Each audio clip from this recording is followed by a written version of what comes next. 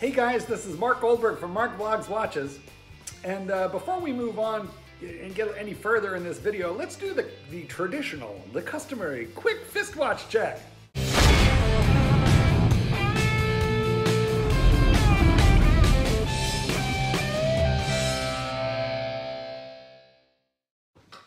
And I'm still wearing the Ball Diving World timer.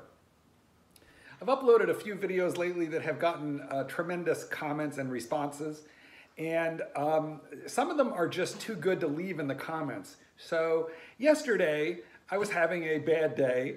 I think the OCD and mental health issues were firing, were just in overdrive, and I woke up exhausted with watches. And so I made the video about, should I just like end the pain by selling them all?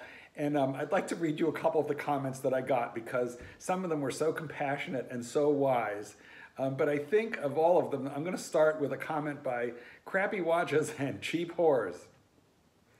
One of my subscribers who stands out above the rest, who occasionally writes the opus magnum of foul, disgusting, dirty, horrible, horrific, and really amusing comments. So to my angst, to my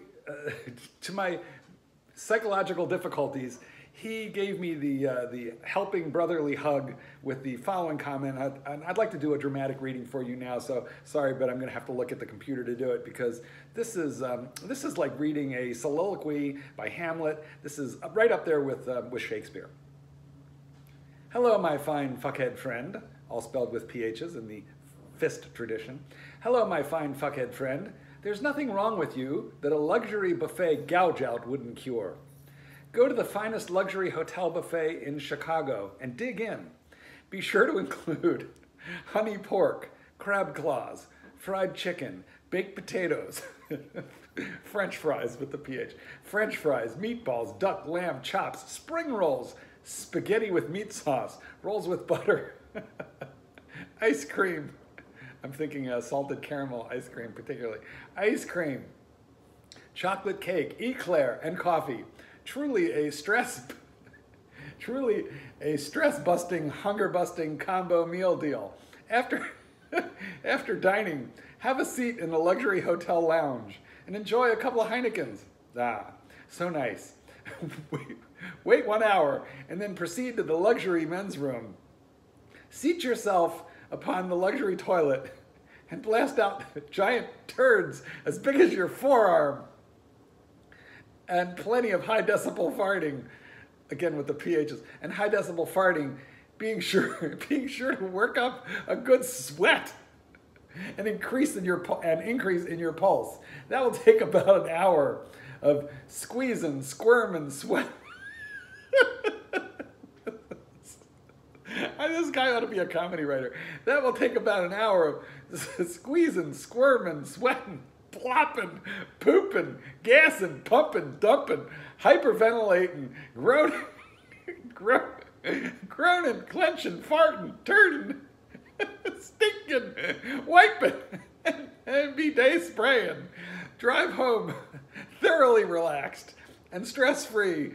The worries about your luxury watch collection having vanished into the rank, stinky, smelly, putrid, foul, noxious, thin air. Oh, yeah, that was a really good one. I'll be back in a moment. There's a couple others I have to read, which will probably be disappointing compared to that one, which I found equally heartwarming. Be right back. Okay, we've moved the camera. I've moved the camera setup to a slightly more professional location, and the next comment I want to read is from Romy360. I can totally relate. I'm a watch hoarder. I have owned just about every brand under $10,000, and that's a lot of brands. Total of about 200 watches. About 25% are just one movement type, aka digital from Seiko. Excuse me, Ani-Digi from Seiko, analog digital. I'm not worried about Seikos. It's the high-end Tudors, Rolex, Omega, and vintage everything. My golf is suffering because I'm spending so much time checking watches out online. I have a fairly good grasp on just about every model by all the majors and micros and some high-end watches, prices, specs, etc. Although financially I'm fine, I have tens of thousands of dollars into my watches.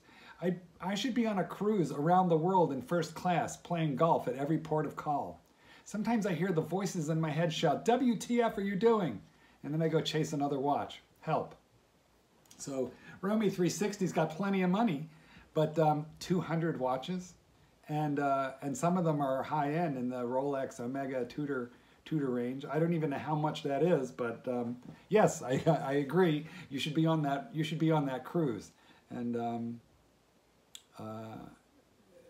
it's we can't help ourselves, can we? All right, we're going to move on to the next comment here that I wanted to read.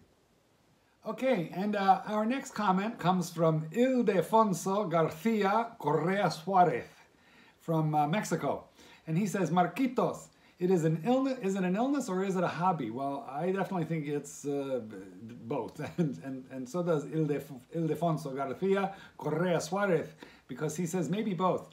Collecting, in my humble opinion, is a bit of an obsession, and yes, a bit of an illness.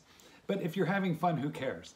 A question for everybody out there, and he's going to ask a question, and do me a favor, answer him in the comments with your thoughts. A question for everybody. I'm thinking about getting a Tudor GMT for my 60th birthday. Mark, I'm also a child from 1959, but I'm a bit worried about the calendar issues. Should I pull the trigger? The calendar issue is reputedly, they don't all change date at the right time. There's a problem with the calendar or date wheel. Should I pull the trigger? Here in Spain, it costs about 3,600 euro. Marquitos, ¿cuándo vienes a Madrid? ¿Estás invitado a disfrutar de la mejor comida española? Peace and love for everybody. So, first of all, a quick message for Señor Suárez. Pues a mí me encanta Madrid. Soy medio madrileño, aunque vivía yo más en Valencia. Pues Valencia, el capital. Pero como voy y me llevas al Museo del Jamón, yo enseguida voy. Y tomamos un vino tinto y comemos del mejor jamón serrano del mundo. Okay, that was a secret message to the Señor Suárez. But if you guys would give me a reaction to his question about that Tudor, that would be great. You know, I'm going to end with these two final comments, but before I read them, I want you to know that if I didn't read your comment here in this video, trust me, I read it anyway, and the thing that I've discovered more than anything else is I am not alone. And it's really that alone is very helpful for me to know that the thrill of this hobby can also involve a certain amount of anxiety, and that it can flip back and forth from one to the other. So maybe it's just that misery loves company on the one hand. On the other hand, I think it's good to know I'm not that abnormal. I'm not on this particular journey alone, and a lot of you are sharing it with me. So that's helpful. So let me end on these two comments. Jean Chi says, "I sold my Batman 5 months ago, and I bought it back last week. So don't sell any of your watches if you don't have to." So there's a guy who sells it and regrets it and then has to rebuy it back. And let me just find this next guy. I want to end on this one. Jack Sirius says, "I just sold all my watches and I feel great. I feel free." Paint the sky.